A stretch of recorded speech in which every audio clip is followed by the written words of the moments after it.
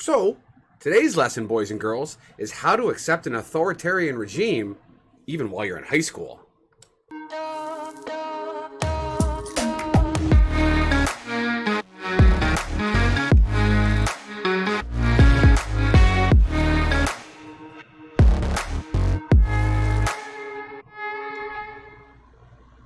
So, just a couple of days ago, there was an image taken by a high school girl named Hannah Waters.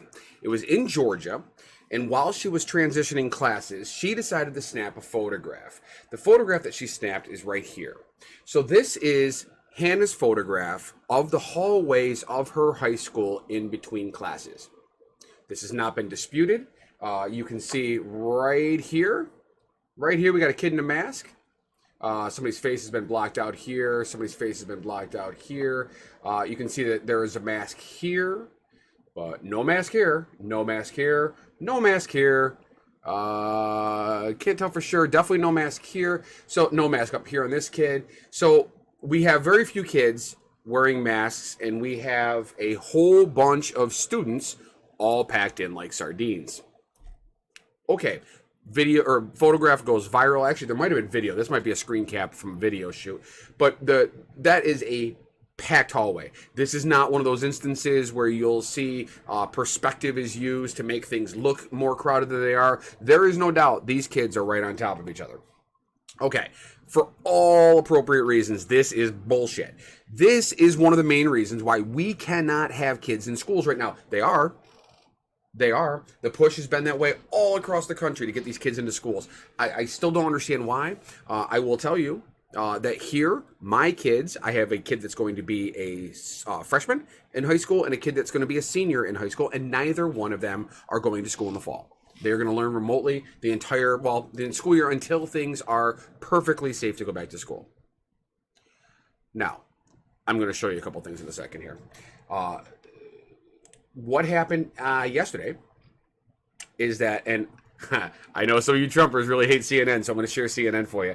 So CNN posted this article. This Hannah Waters, a student at North Paulding High School in Dallas, Georgia, she was suspended. She was suspended by her school. Her statement is that I was concerned for the safety of everyone in that building and everyone in the county because precautions that the CDC and guidelines that the CDC have been telling us for months now weren't being followed. No 6-foot distancing. Let's go back. Look at this image. No 6-foot distancing. Almost no masks. So Hannah gets suspended. Gets suspended by her school. Why? Why would that be? Well, Brian Atat. Brian, superintendent of the schools. Here we go. Listen to this bullshit. Class changes at the high school level are a challenge when maintaining a specific schedule. It is an area we are continuing to work on in this new environment to find practical ways to further limit students from congregating. Students are in this hallway environment for just a brief period as they move to their next class. And later he says there is no question that the photo does not look good. Wearing a mask is a personal choice, and there is no practical way to enforce a mandate to wear them. Ladies and gentlemen, this is how you teach kids to accept an authoritarian regime like we are currently experiencing under the Trump administration. This is we've talked since the Reagan administration, we have talked about trickle-down economics. This is trickle-down leadership in how to be kept down by your government. Because now we've got superintendents at school levels silencing students. Oh, you showed something that makes the school district look bad? Go away, kid. You're out of here. I don't understand how we got here. As I've said before, November cannot get here soon enough. We are getting bad information from the White House. He is trying to stifle the CDC. He is trying to discredit and use fear to change the tactics of Dr. Fauci. I mean, listen, we're at 160,000 deaths. Now the new estimates are putting us at 300,000 deaths by the end of the year. We have NFL football players that refuse to play the game because it's not safe. Baseball teams, because baseball players can't not go to a casino, baseball teams are being forced to forfeit games. And you want our youth who don't even have a fully functioning, adapted brain to make smart decisions in hallways across our country. Now, to the local school district's credit here, their plan was to get kids into their classroom, and they were going to remain in that classroom for 6 one-hour periods with a 30-minute break for lunch. They were never going to leave that desk except for bathroom breaks. They were going to be 6-foot distanced apart. Their teachers were going to come in and out. The students were going to stay in place. Now, that, as far as being able to handle it in that environment, that's probably the best way you can do it. It's still utter nonsense. Absolutely utter nonsense. Listen, I've been very vocal. I think this is all stupid.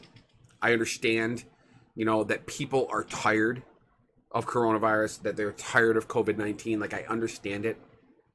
But there's also a lot of work being done right now to find a vaccine, a viable, reliable vaccine. There's several different pharmaceutical companies working on it. And listen, I am normally very anti-pharma. Not to say that I'm not an anti-vaxxer, so don't misread what I'm saying. But I don't like the business model of the pharmaceutical industry in this country. Our healthcare system in general is absolute garbage. It's been proven in our response to this pandemic. Never mind the fact that Donald Trump, completely gutted the response team that we had in place for this, that he's undermined the CDC, that he has eroded a fortuitous relationship we had with the WHO, regardless of what all you sycophantic morons think, because the orange man said they're bad, so, they must be bad. This is how we got here. We got here from a complete and utter void of leadership at the White House level. And it's just trickling down. Well, in happier news, what does Trump have to say recently? I'm sure many of you saw this nugget. When they gaze upon Yosemite's towering sequoias, their love of country grows stronger, and they know that every American has. So after that, a duty to we got this little happy piece right here.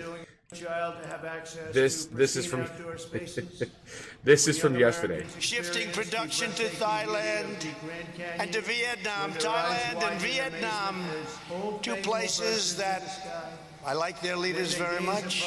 They're very nice. I mean, do they take it seriously? Thailand? Their love of Thailand grows stronger, and they know that every American has truly. Oh my God! He preserve this wondrous inheritance. Yeah, and that's what leader of the free world. What we're doing. We're preserving. Some of you fuckers voted for him. Good job, man. I am so proud of my fellow Americans. Anyway, today's Friday. Welcome to Friday. Happy Friday, everybody. If you like today's video, man, smash that thumbs up button for me. If you have not subscribed yet, please subscribe to my channel. I'm really trying to build this. This is my unique, sassy, angry, ranty look on the world every single day. Whatever I find that's trending on the internet or whatever triggers me, I'm just going to come on here and talk about it every day from Monday through Friday, posting in the morning, usually around 8:30 in the morning, and then we go from there. Yesterday, in case you watched yesterday's video, I was dead wrong. I was hoping that the New York State Attorney General was going to indict Trump, and it turns out she's actually going after the NRA. I did not do a video about this morning because I have not read enough about it to have an educated opinion. But hey, man, anything that takes down the NRA, I am all for it. And before some of you Republicans lose your shit over there, I'm actually pro-gun. Pro-gun. Former Marine, active duty military, 4 years. I am all about guns. I have no problem with guns. I also, though, however, believe in proper registration. I believe in proper background checks and all that. And I don't think we have any need for automatic weapons for the citizenry of the United States. So. Now, I'm not anti-gun. I am anti-NRA, though. That organization is garbage. So, anyway, have a happy weekend. I will see you guys back here on Monday again with another episode of the Daily Octane. I hope you guys have a safe, wonderful, and entertaining weekend. Corona-free. All right, guys. We'll see you later. Many have compared the fight against this pandemic to